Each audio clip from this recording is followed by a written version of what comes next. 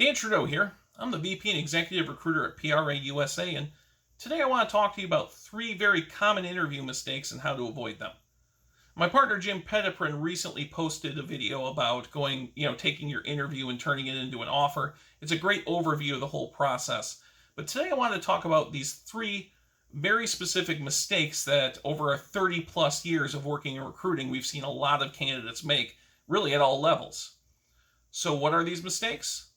First, going negative. Now, when I say going negative, I don't mean that you pretend your entire career has been sunshine and rainbows and you've never had a negative experience. I'm talking about the overall tone, the overall mood of the interview. You don't want to be pulling that down into like a negative space. So how do you talk about negative things without doing that? Well, first step to that is you talk about it in mature professional terms. There's a big difference between the boss is such a jerk, I cannot stand that guy, and my current manager often, does things in a very unprofessional way. It puts a lot of the team on edge. I've managed to work through it and still do well, still hit my goals, still get, my targets done, but it's, like I said, it's put people on edge. It feels like a very hostile work environment, and I've always had really good experience, good relationship with my managers, and I'd like to get back to that again. You see, you're talking about it in professional terms, not angry, emotional terms. So you're talking about a negative, but you're keeping the mood elevated. You're keeping the tone elevated.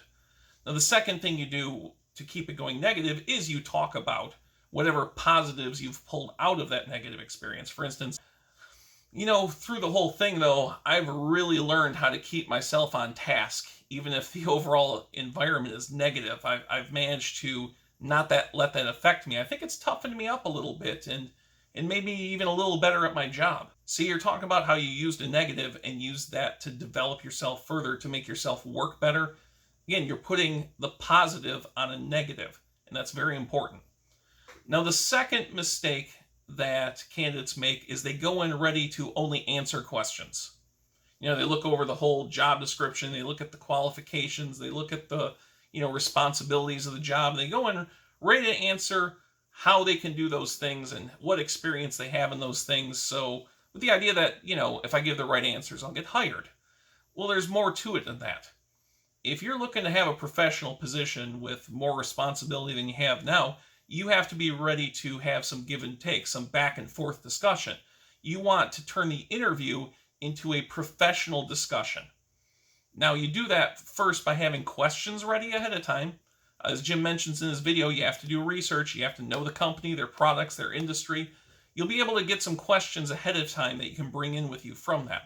But you also want to ask questions just impromptu as the interview is going on.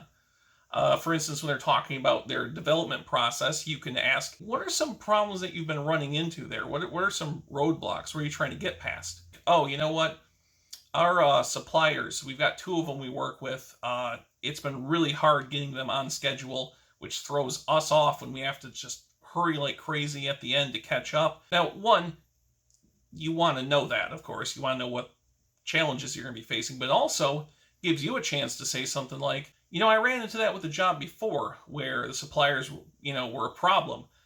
I managed to do this and this to get everybody to the table, get our timelines back on course, and fix that problem. Now you're having a business discussion. Like, you're already on the job. You're already solving their problems.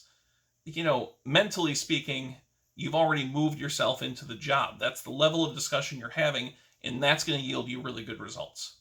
Now, the third mistake is that people only prepare for what I call technical questions, a technical discussion, which is they're going to ask me about my skills, and even if we're going back and forth, it's still all about the skills match. You're going to get behavioral questions as well, and you have to be ready for them. These are the old chestnuts you've probably run into. What's your greatest weakness? How do you deal with a difficult coworker? Those sort of things, questions people tend to hate. But you got to be ready for them.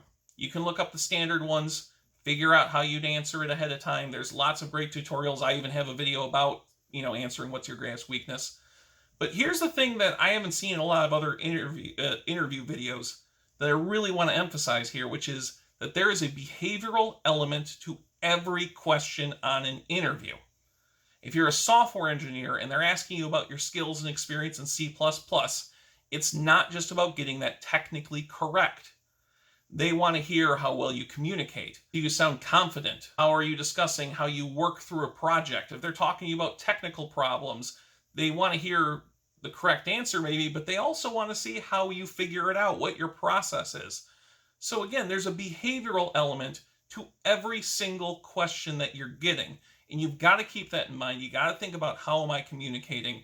Am I showing myself to be confident and positive, etc. So always be thinking about the behavioral aspects of every single question you get, not just the specific behavioral questions.